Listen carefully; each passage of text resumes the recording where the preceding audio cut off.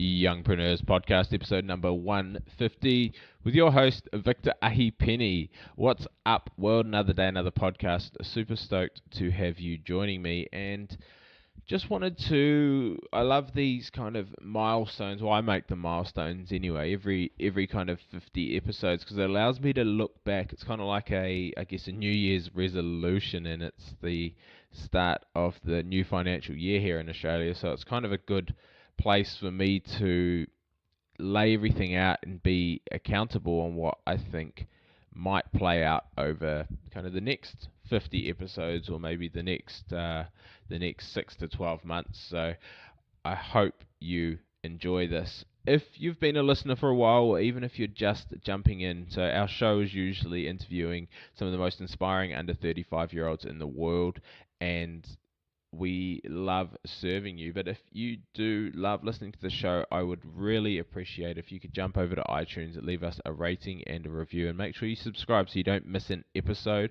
I have a ton of amazing guests I think I've got about 15 to 20 guests lined up for you already, and they're all absolute superstars. So if you enjoy that, then make sure that you subscribe, rate, and review. And if you want some free training, jump over to passiveincomeyoung.com. You can grab all the previous back catalogue of episodes, plus you can grab our free How to Start an Online Business for $0. Alright guys, sit back, relax, and check out what I've been up to.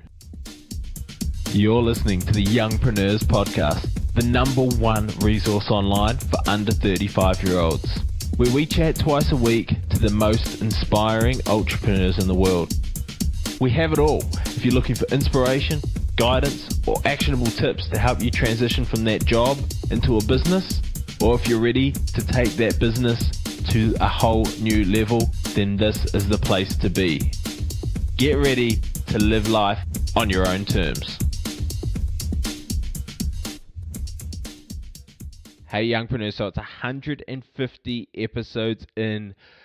This is quite a cool milestone for me, because it's been something I've been working on for a long time, this podcast, and I've been able to connect with a lot of people, and I guess with the world of podcasting as it is, it's been amazing, kind of the transition and the full circle that I've been able to go on, and the things that I've learned, and kind of how I've evolved as a person. I was flicking through the back catalogue of all the previous episodes, and it's amazing to see. I keep in touch with the majority of my guests, and it's amazing to see where a lot of them are now, and I'll try and get as many of them back on for kind of a recap, and see how they've been evolving and changed, and the successes and failures that many of them have had.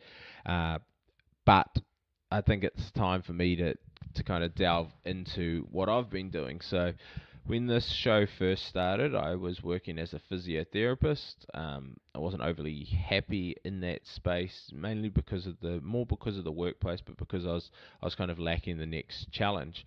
And from there, I actually transitioned out to jump into the online marketing space, off the back of this, I guess, the success of the show, and the connections that I started to make. And I realized that I had some abilities to be able to help people, and then hopefully be able to build an online business around that. And there was definitely some ups and downs. I'd say the ups were I've learned a lot. The downs were there was kind of financial stresses that came through it, and things like that. I've covered that in kind of past episodes and recaps, but what I wanted to kind of give you an understanding of now is, so I created the Podcast Institute, which is a online podcast training program where I help people launch their podcasts and grow their business and their brand off the back of it. And that's been a I wouldn't say a huge success, but a pretty good success. But the one thing that I have struggled with is to get consistent clients in there. Once my clients or students in the training, they all love it. They get great results. They become raving loyal fans. But the problem with that is you need the marketing on the backside of it. And I've always understood that fundamentally. It's just being able to fine tune the marketing. I think I may be on the right path now.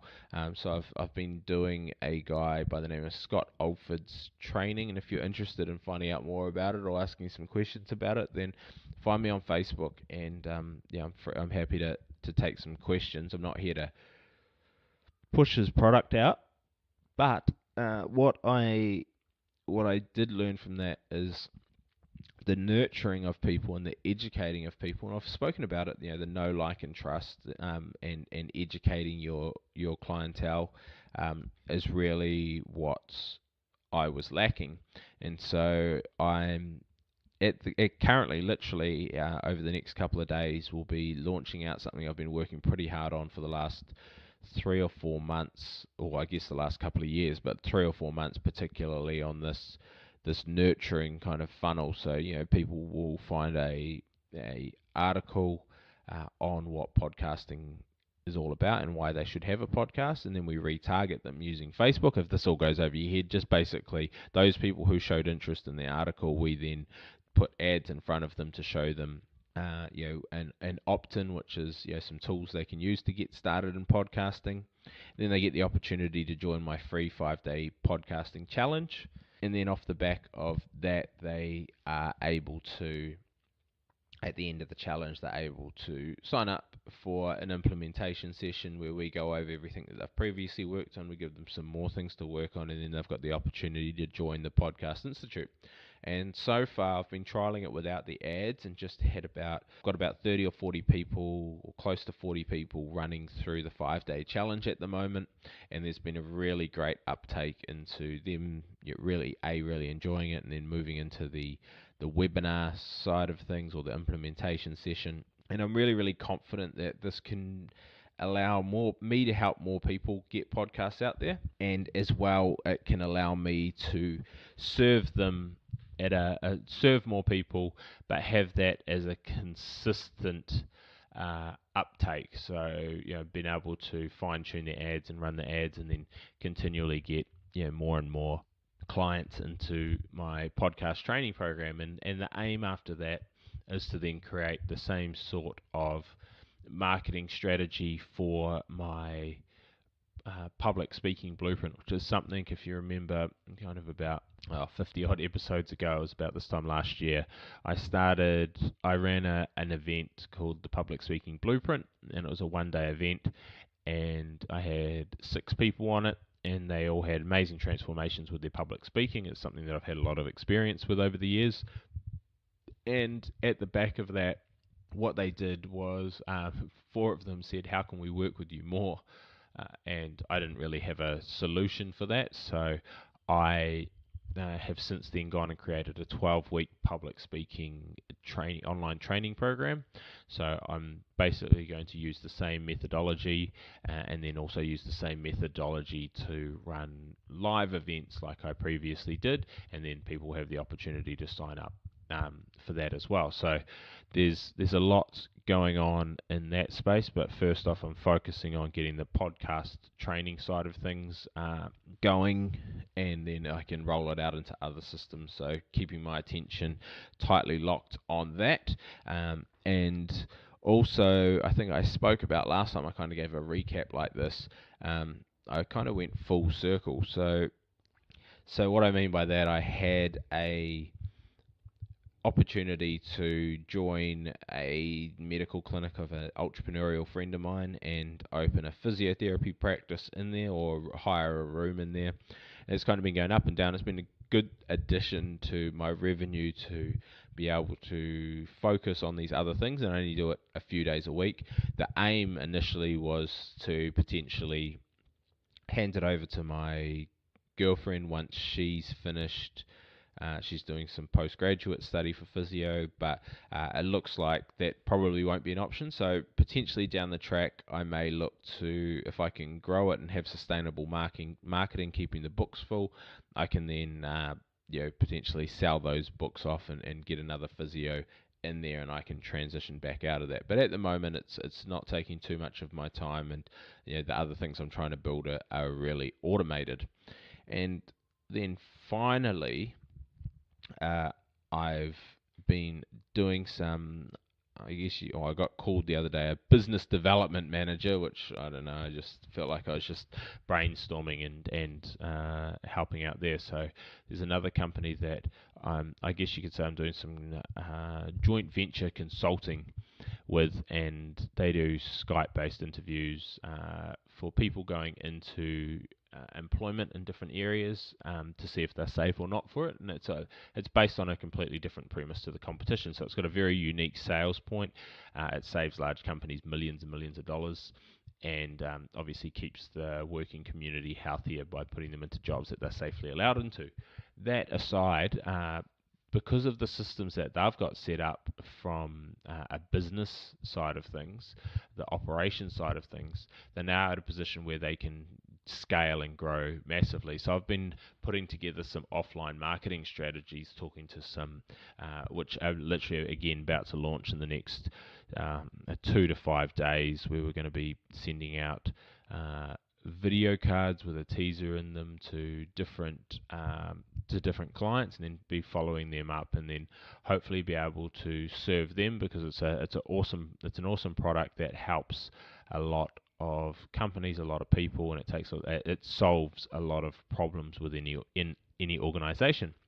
And with that, I have a percentage of revenue share that I'd get for any clients that I bring on, so that can potentially be substantial as well. So what does this all look like?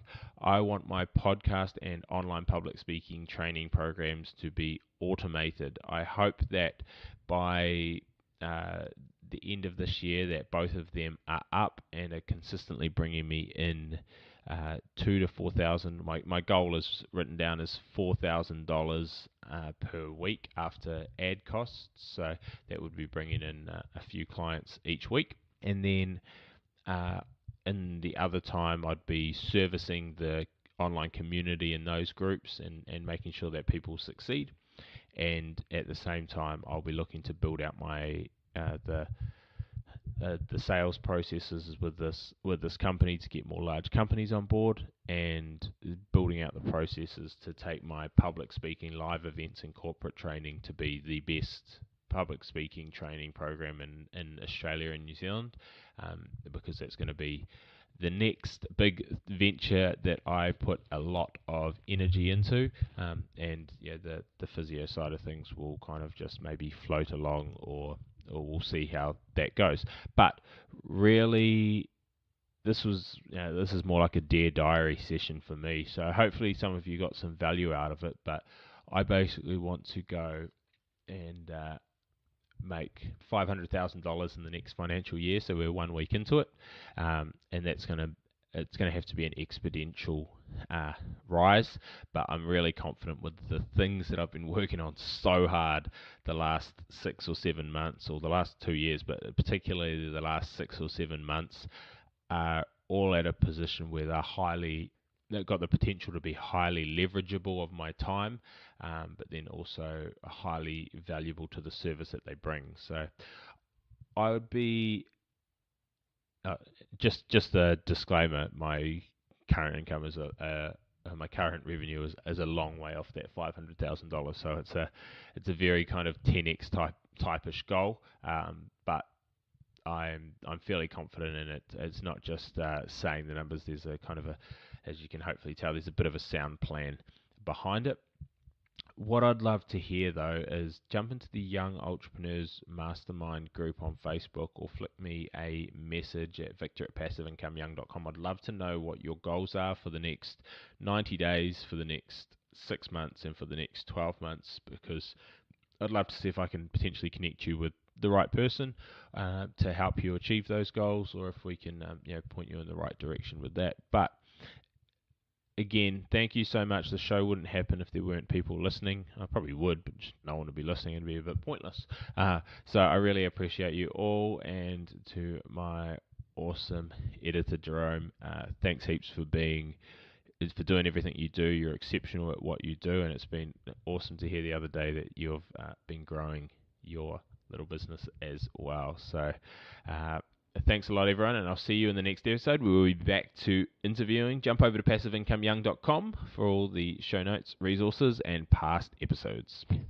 Thanks for listening to the Youngpreneurs Podcast. This was proudly brought to you by the Podcast Institute, the #1 training resource to take your business from chasing leads to leads chasing you, and from an absolute amateur to a full-blown authority. If you're looking to take your business to the next level, then a podcast is the obvious answer. You can get national and global exposure in a very fast time, and it's just exactly what I've done with this podcast. So if you want to find out more, get a checklist on how you can get started for under $60, and to find out more through a small training video that I've prepared for you all, then please check out passiveincomeyoung.com/podcast training.